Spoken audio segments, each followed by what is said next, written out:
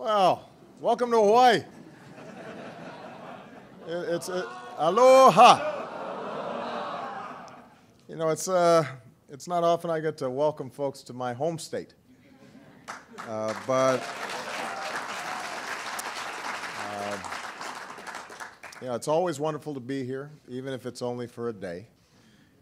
It's even rarer that not one but two hurricanes are set to pass through the islands over the next few days. So we've been working with the governor and FEMA to make sure Hawaii's got everything it needs to keep our folks safe.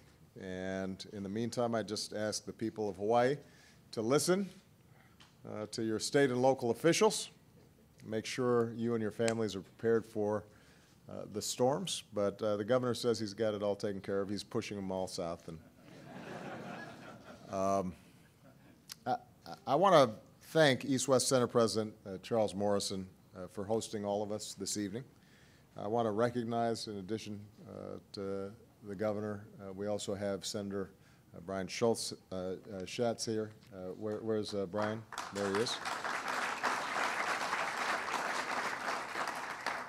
I want to thank the 8,000 delegates from more than 180 countries who will share their expertise here at the IUCN World Conservation Congress, including President Zong Sin Shang and Director General Anderson. To the world leaders and ministers who are here from the Pacific Island Conference of Leaders, thank you for joining us tonight. And I know many of you will be in Washington next month when Secretary Kerry hosts our 2016 Our Oceans Conference.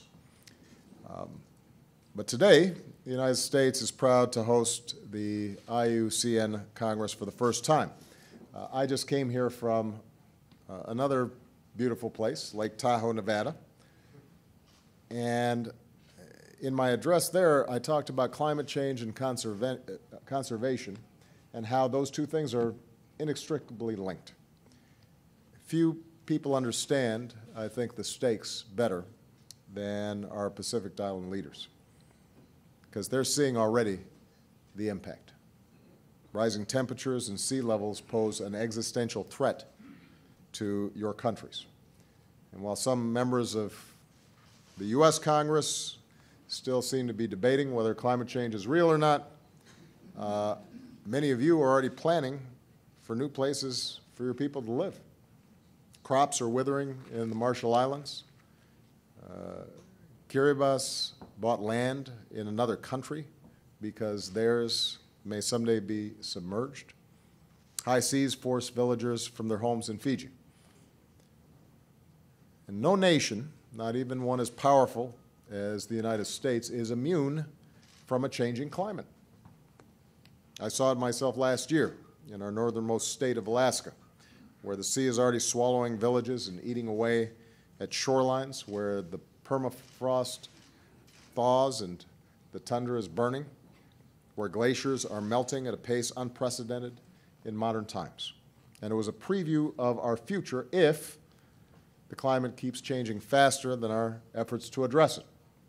And that's why I've devoted so much of my time and my energy to making sure that we get this right while we still have time. I spoke about this at length in a speech earlier today, but over the past 7.5 years, America's worked to generate more clean energy, use less dirty energy, and waste less energy overall. And it's made a difference.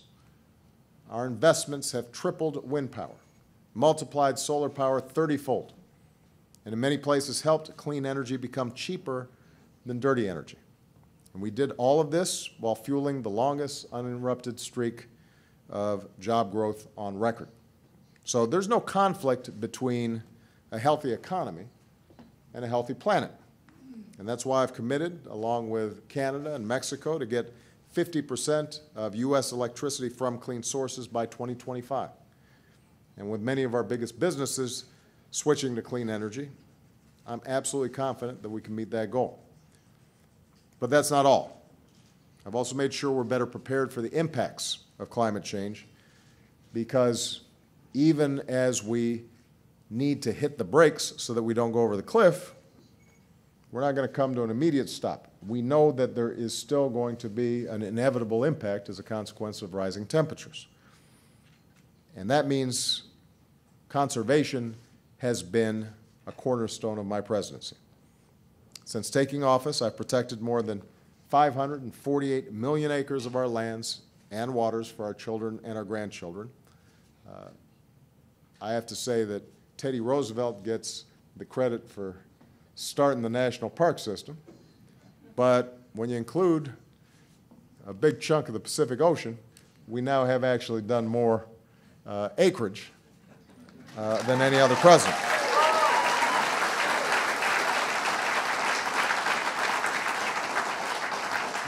We've designated national monuments from Maine to Ohio to California. And just last week, thanks to the hard work of many people in this room, including Senator Schatz, I created the world's largest marine preserve, quadrupling the size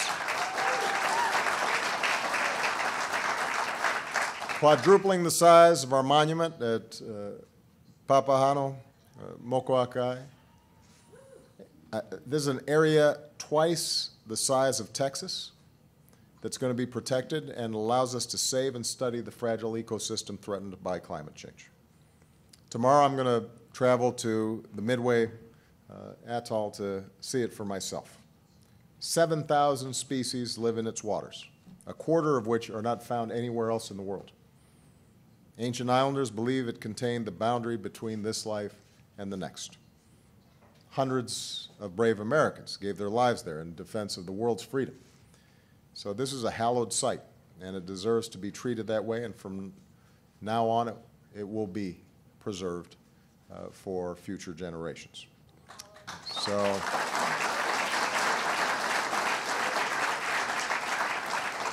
I'm very proud of these achievements, but we always have to remind ourselves no nation can do this alone. We're going to have to tackle climate change together. Nations like many of yours obviously feel a special urgency about this.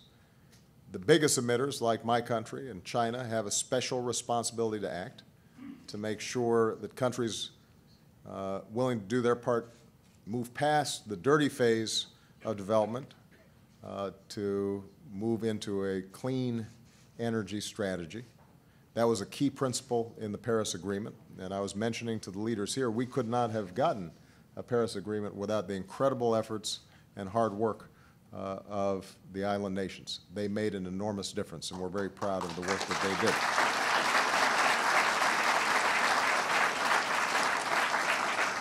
And this is why we've been working to accelerate public-private clean energy innovation, making sure that resources will be there for countries that need help preparing for the impacts of climate change that we can no longer avoid.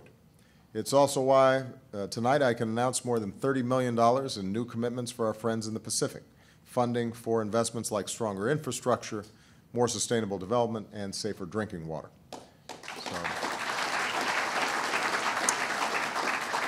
From here, I'm going to be traveling to China, where we'll be meeting for the G20 summit, and climate will be a centerpiece of our agenda.